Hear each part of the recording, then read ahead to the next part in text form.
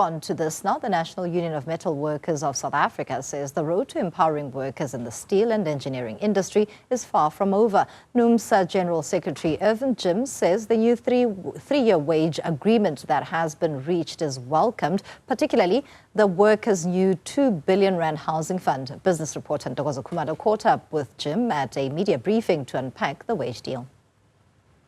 We have broken new ground. We have ring-fenced a value of around 2 billion. There's a consensus on that. Of course, it is going to go to the trustees and so that we follow normal processes. But that's very strategic because, as you would know, our members come from work in Johannesburg. They come from various provinces. They come to reside in Johannesburg. When they retire, engineering workers, they then have to start to think about their house on the last pennies that they have on their pensions. We now, through this breaking of new ground, we can be able to ensure, and we are going to be very strict, that this money is not used, is not accessed by workers. They go and buy a car. We want to have a focused program that ensures that every rand that gets released to be spent on housing, it is really spent on housing so that that worker, him and his family, they have got a roof.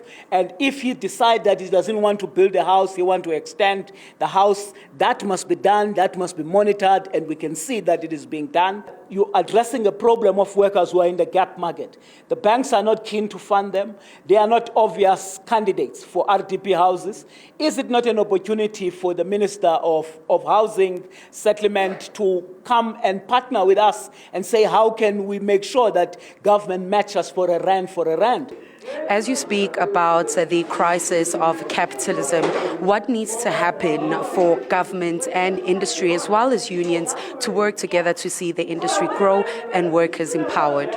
One of the issues the industry will want to challenge government on is the whole question of driving industrial policy, championing manufacturing. How do we make sure that this country, for everything, for every aspect. I mean, if you go to China today, all of their SOEs are catalysts for driving manufacturing and industrialization. There's a lot we can do if we're to focus, and I was raising a point, that we've got all sorts of minerals. Why are our minerals, for instance, chrome, is allowed to go to China?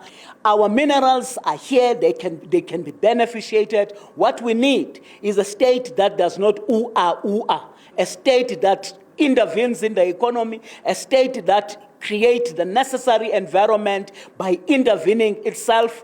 I mean, the challenges we have that have led to serious levels of deindustrialization in this country. I mean, why would, for instance, as our government not take an interest on ArcelorMittal so that we can make sure that iron ore, which is here, is not exported to China at parity pricing? We can be able to make sure that we got a differentiated price that addresses that we can champion manufacturing and industrialization at the back of our steel, that Eskom must continue to be an asset in the hands of the people. It must not be auctioned and privatized so that we can guarantee for the economy an electricity tariff that is competitive so that we can power our economy and electrify our communities. You know the crisis we've been going through, that suddenly overnight we want to surpass America, Europe, whose base load is on coal, is on nuclear, is on gas.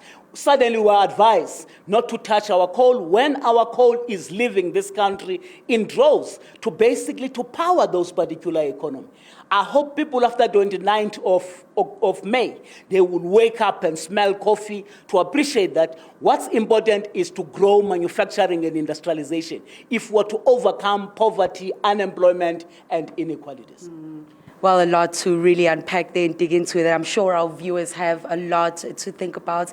And of course, that's Numsa's General Secretary, Irvin Jim, just talking through what the next steps are when it comes to empowering workers within the steel and engineering industry. For Newzroom Afrika on Channel 405, I'm Ntokozo Khumalo in Johannesburg.